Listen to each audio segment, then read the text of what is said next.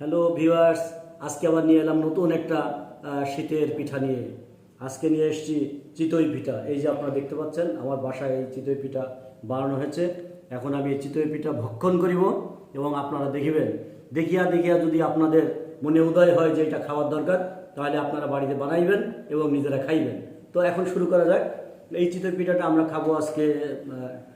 চিতই পিঠা দুইভাবেই খাওয়া যায়। একটা হচ্ছে মিষ্টি রস করে, খেজুরের গুড়ের রস করে রসে ভিজিয়ে খাওয়া যায়, আরটা হচ্ছে শুকনা খাওয়া যায়। তো এই শুকনা পিঠাটা আমরা বিভিন্নভাবে খাই। অনেকেই মিষ্টি দিয়ে খায়, গুড় দিয়ে খায়, কুসুরের গুড় বা খেজুরের গুড় দিয়ে খায়, আবার ঝাল দিয়ে খায়। তো আমার যেহেতু মিষ্টি খাবার পছন্দ না, সেই কারণে আমি একটু ঝাল দিয়েই খাই। তো আমার কাছে আছে আজকে, আপনারা এটা দেখতে পাচ্ছেন, বেগুন ভর্তা। এই বেগুন ভর্তাটা করা হয়েছে, বেগুনটা পুরানো হয়েছে, পুড়ে পেঁয়াজ দিয়ে, মরিচ দিয়ে এবং কাঁচা ঘানির সরষের তেল দিয়ে মাখানো হয়েছে। এর মধ্যে ধনেপাতা দেওয়া হয়েছে। এটার টেস্টটা একটা অন্যরকম অনুভূতি হবে, এত সুন্দর টেস্ট হবে, এটা বলে বোঝানো যাবে না। আপনারা এভাবে বেগুন ভর্তা পুড়িয়ে করে খাবেন। যাদের চুলা নাই তারাও কিন্তু এটা পুড়াতে পারেন। সেটা হচ্ছে যে আপনারা গ্যাসের চুলার উপর দিয়ে এটা পুড়াতে পারবেন। তারপরে আপনারা তাওয়াতে একটু তেল দিয়ে দিয়ে ঢেকে রেখে পুড়াতে পারবেন। বিভিন্নভাবে করা যায়, আমরা একটা প্রসেসে এটা করেছি। এটা হচ্ছে আমার ধনিয়া পাতা, এখন নতুন ধনিয়া পাতা উঠেছে। আমরা ধনিয়া পাতাটা ভর্তা করেছি পেঁয়াজ, মরিচ এবং সরিষার তেল দিয়ে। সেই সাথে এই ধনিয়া পাতাটা একটু মানে গোটা ধনিয়া পাতাও আমি একটু ভর্তা রেখে দিয়েছি। আমি একটু আমার একটু টেস্ট বাড়ানোর জন্য আমি আলাদা করে খাবো।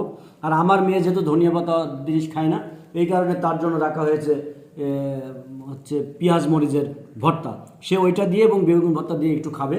তো আমি এখন এটা খাবো, আপনারা আমার সাথে দেখতে থাকুন। ও, বেগুন ভর্তাটা একবারে অসাম।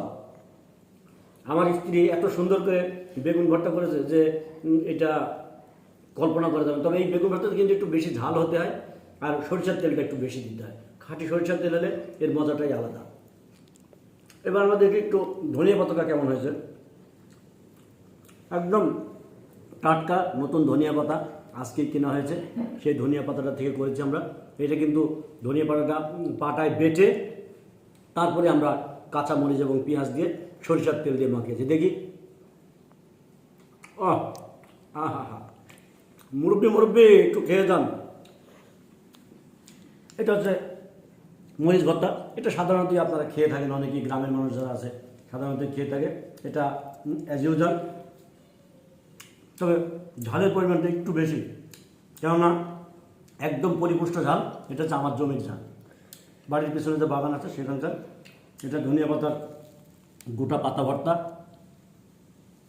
ও, তবে সবচাইতে বেশি মজা হয়েছে এই বেগুন ভর্তাটা, এত সুন্দর মজা হয়েছে। তো আপনারা দেখতেই পাচ্ছেন এই পিঠাগুলো আমি খাবো ইনশাল্লাহ। আপনারা দোয়া করবেন এই পুরো এই পিঠাগুলো আমি খেয়ে শেষ করে ফেলবো। Awesome awesome awesome.